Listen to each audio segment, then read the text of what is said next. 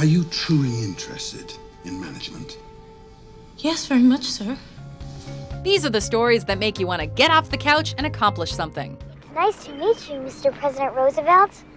It's my pleasure, Annie. Welcome to WatchMojo.com, and today we're counting down our picks for the top 10 fictional rags to riches stories in movies.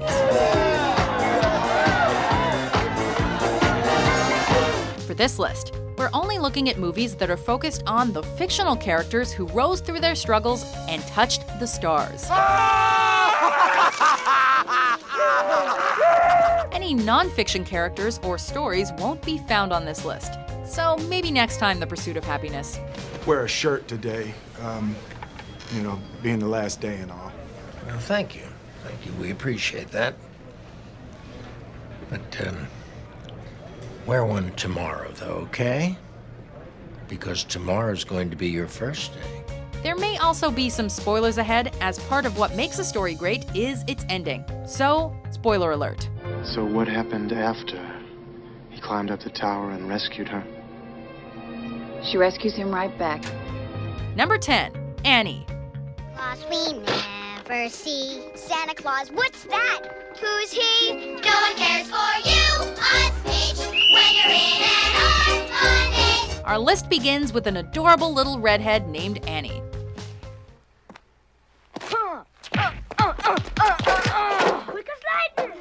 Anybody else? Her story bears some resemblance to the 1968 film Oliver, based on Charles Dickens' Oliver Twist. Lisa, I want some more.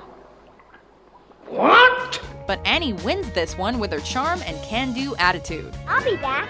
I'll bring everybody presents. Set in Great Depression-era New York City, Oliver Daddy Warbucks is a billionaire who wants to take in an orphan for a week to improve his image. Orphan? What are you talking about?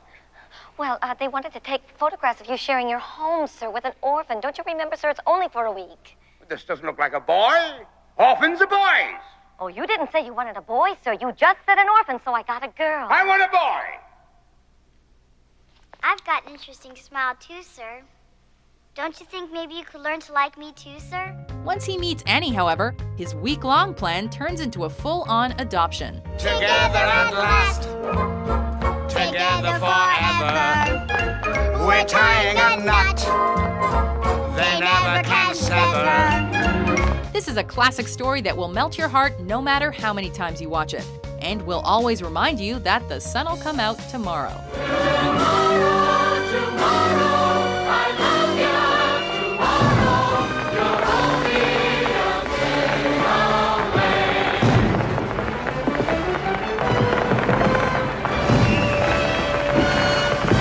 Number 9, Navin R. Johnson, The Jerk. Born a poor black child. I remember the days sitting on the porch with my family, singing and dancing down in Mississippi. Rags to rags, and back to riches. Navin R. Johnson is a rhythmless man who travels to St. Louis after a radio station there plays a song that makes him dance. As you do. Now watch. Now watch. Yeah? Well, this is out there. Think how much more is out there. This is the kind of music that tells me to go out there and be somebody. But Navin... Let him go. Things pick up when Navin gets a sweet gig at a gas station. He hates these cans. Stay away from the cans. Die, gas pupper. Life manages to get even better for the dolt when he uses a device of his own creation to fix the glasses of a man named Stan Fox. You know, I make a pretty good living selling shit like this. Fox makes and distributes the newfangled device, splitting the profits of the Optograb with Navin, making the Po country boy a millionaire. $250 That's 250 donuts. You want to cash this? Which only proves that once you're in the phone book, good things happen. Well, Mom, remember my dream of owning a big house on a hill? How I used to wish for a living room with a plaster lion in it from Mexico? And how I always wanted a large 24-seat dining table in a dining room with original oil paintings by Michelangelo and Rembrandt. And then bad things happen. When Optograb came out, I thought it was the greatest thing ever. And I bought a pair. And this is the result. But then good things happen again. Turns out Dad's a financial genius. All I did was take the money you sent home and embarked on a periodic investment in a no-load mutual fund. He leveraged his ass deep into soybeans and cocoa futures. Right on. Number 8, Vivian Ward, Pretty Woman. Do you think I look like Carol Channing? No, I love this look. It's very glamorous. Glamour choice. One of the greatest rom-coms of all time also happens to be one of the greatest rags to riches stories as well. I can't believe you bought drugs with our rent. What is going on with you, kid? I needed a little pick-me-up. Oh, well, we need rent money. When a wealthy businessman named Edward Lewis accidentally meets a prostitute named Vivian Ward, he's intrigued by this spark plug of a woman and wants to get to know her better. Man, this baby must corner like it's on rails. Beg your pardon? Well, doesn't it blow your mind? This is only 4 cylinders. Given her profession, this leads to the exchange of $3,000 if she'll be his escort for the week. Yes, I'd like to hire you as an employee. Would you consider spending the week with me? I will pay you to be at my beck and call. She accepts, and the two then inevitably fall in love, get separated, and then come back together in the end.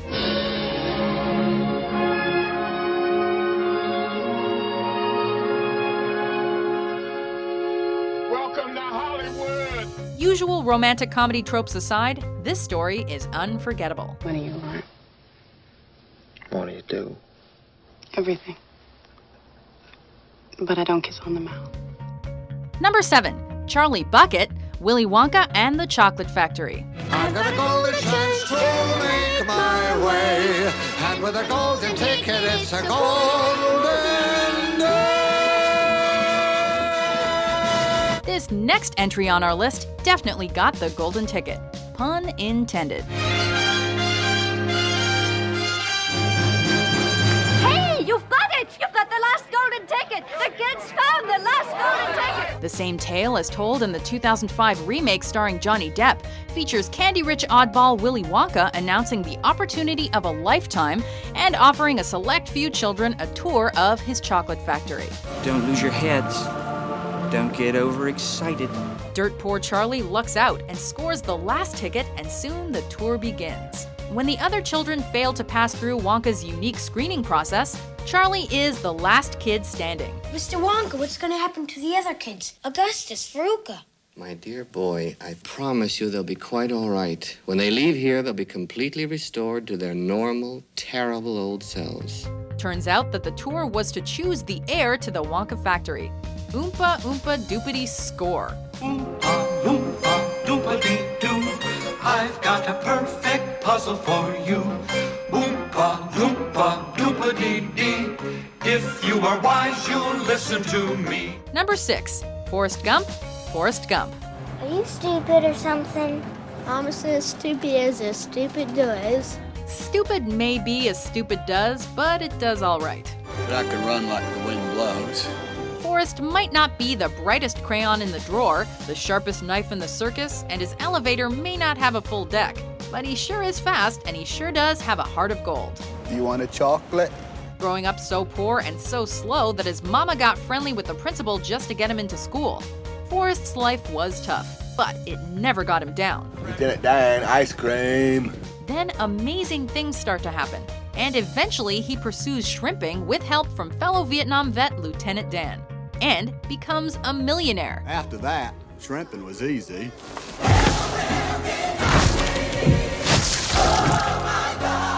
Since people still needed them shrimps for shrimp cocktails and barbecues and all, we were the only boat left standing. Bubba Gump shrimp's what they got. Mind you, investing in some old fruit company didn't do him any harm either.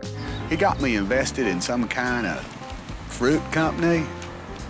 And so then I got a call from him saying we don't have to worry about money no more. And I said, that's good. One less thing. Number 5, Billy Ray Valentine, Trading Places. We've had some complaints about con men pretending to be blind and crippled. Oh, I'd love to help you, man, but I ain't seen nothing since I stepped on that landmine in Viet Cong back in '72. It was rough, very painful. Probably the most unorthodox story on our list, Trading Places sees Eddie Murphy play Billy Ray Valentine, a man who gets his revenge through a $1 bet. Things are set in motion when the Duke brothers decide to fire and frame the well-placed Louis Winthorpe III, played by Dan Aykroyd, and replace him with the streetwise Billy in order to settle a nature versus nurture debate. Moreover dropped his money clip. You can count it, it's all there, all of it. Thank you, William. It's all there, man, count it.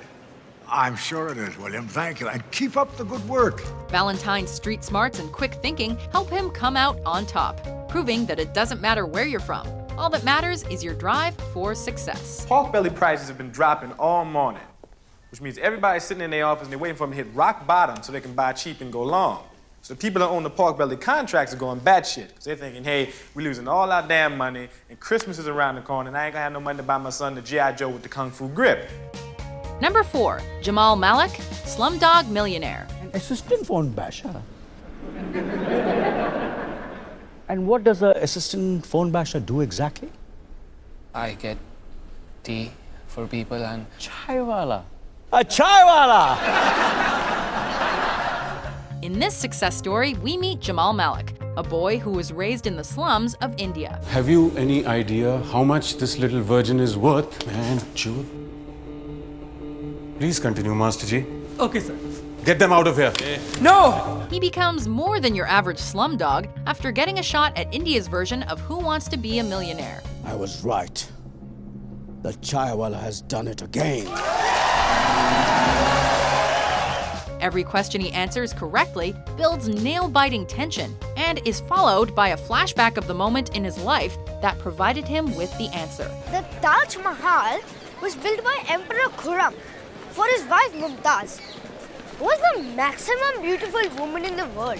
The flashbacks outline the struggles Jamal has endured in his young life, making his victory all the more satisfying. I have to tell you,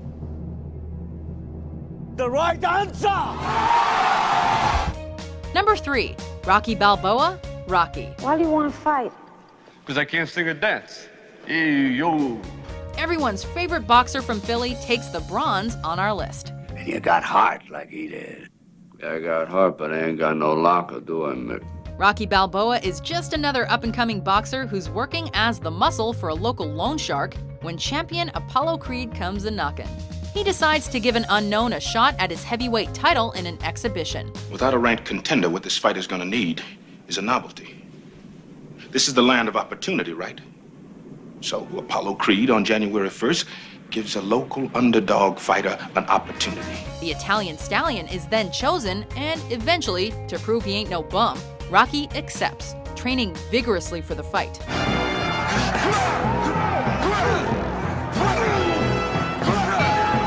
The match is brutal, and both fighters end up bloodied. And while Rocky doesn't win, it is a moral victory for our hero, as he gets all he ever wanted, a shot at greatness while going the distance. Ain't gonna be no rematch. Ain't gonna be no rematch. Don't want one.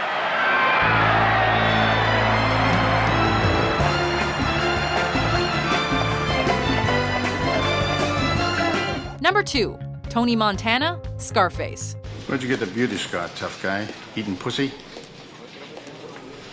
How am I gonna get a scar like that eating pussy? One of the darkest tales of the bunch, Scarface trails a Cuban immigrant who comes to America to achieve the American dream. This country, you gotta make the money first. Then when you get the money, you get the power. Then when you get the power, then you get the woman. He does so in his own special way, working his way up from henchman to cocaine kingpin. I got no education, but that's okay. I know the street, and I'm making all the right connections. His climb to the top is bloody and ruthless, but damned if it isn't entertaining to watch. But once he gets the money, the power, and the women, his downward spiral is even more violent. Say hello to my little friend! Tony begins losing himself in the cocaine and loses those he loves in the process. This rags to riches story is also a cautionary tale. Success achieved through evil deeds leads to a tragic downfall.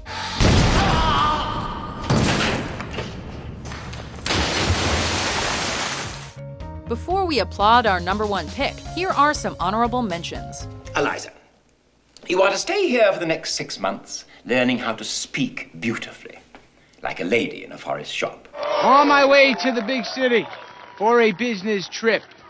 Never ever left Mandrake Falls before. Ain't that a pip? I was jacked in, booted up. At the end of the week, my brokerage account contained over $2 million.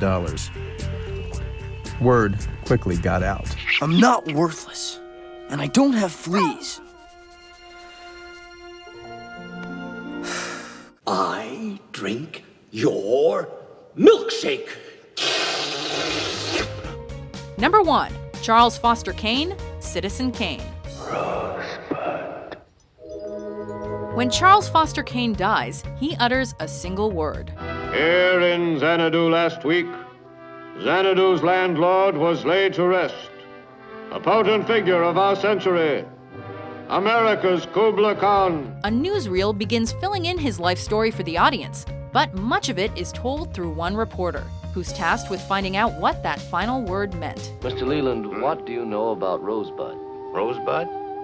Oh, his dying words. His quest leads him to interview some of Kane's closest friends, and we see his story unfold through their recollections. Made an awful lot of money.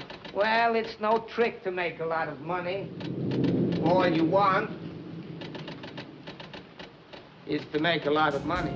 It's the tale of a poor boy torn away from his family in the hope that he'd get all the advantages life has to offer. Why aren't you coming with us, Mom? We have to stay here, Charles. You're going to live with Mr. Thatcher from now on, Charlie. You're going to be rich. Your ma figures, well, that is, me and her decided this ain't the place for you to grow up in. This story of power and betrayal is one for the ages, and one that will continue to stand the test of time. If I hadn't been very rich, I might have been a really great man. Do you agree with our list? Which success stories had you pumping your fist in the air? For more inspiring top 10s published every day, be sure to subscribe to WatchMojo.com.